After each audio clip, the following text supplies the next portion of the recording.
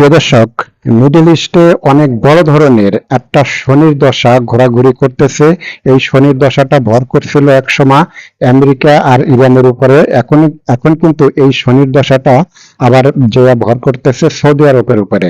প্রিয় দর্শক, কথাটা এই জন্যই বললাম যে সৌদি আরব বড় ধরনের সামরিক প্রস্তুতি নিচ্ছে বা সামরিক বাহিনী তারা রেডি করতেছে। এখন সৌদি আরবের নিশানা হবে কারা? সৌদি আরবের নিশানা হবে হুতি। হুতিদের বিরুদ্ধে বড় অভিযান চালানোর প্রস্তুতি নিচ্ছে সৌদি আরবের সামরিক বাহিনী।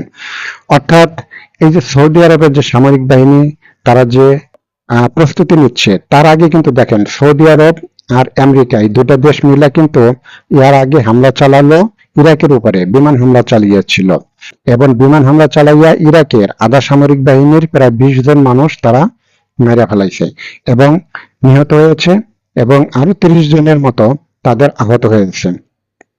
প্রিয় দর্শক, এই যুদ্ধ চলাকালীন সময় ইউক্রেনের প্রধানমন্ত্রী এবং ইসরায়েলের প্রধানমন্ত্রী, এই দুটো দেশের প্রধানমন্ত্রী আবার আমেরিকা সফর করেছে।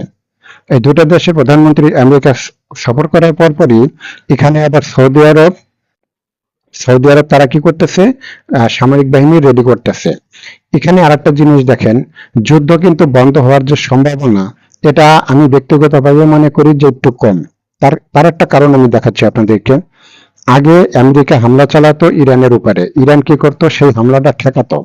ইরান কিন্তু হামলা চালাতো না, আমেরিকা হামলা চালাইলে ইরান সেই হামলাটা ঠেকাতো। এখন আবার কি হয়েছে দেখেন, আমেরিকা হামলা চালাচ্ছে না, কিন্তু ইরান হামলা চালাচ্ছে। ইরান এখন আবার হামলা চালাচ্ছে। প্রিয় দর্শক, তাহলে এই যে যে যুদ্ধের যে মোড়, পুরা মিডল ইস্টে মধ্যপ্রাচ্যের যুদ্ধের পুরা মোড়টা কিন্তু ঘুরে যাচ্ছে এবং এই যুদ্ধটা কিন্তু একটা দেশের থেকে আরেকটা দেশ, আরেকটা দেশের থেকে আরেকটা দেশ, অর্থাৎ পুরা মিডল ইস্টে এই যুদ্ধটা কিন্তু ছড়াই পড়তেছে। পুরা মিডল ইস্টের যুদ্ধটা কিন্তু ছড়াই পড়তেছে। প্রিয় দর্শক, যদি ভিডিওটা ভালো লাগে, একটা কথাও যদি আপনাদের ভালো লাগে, যারা পেজে দেখবেন আপনারা লাইক, শেয়ার, কমেন্ট করবেন, আর যারা ইউটিউবে দেখবেন তারা সাবস্ক্রাইব করবেন। আজ এ পর্যন্তই। আসসালামু আলাইকুম।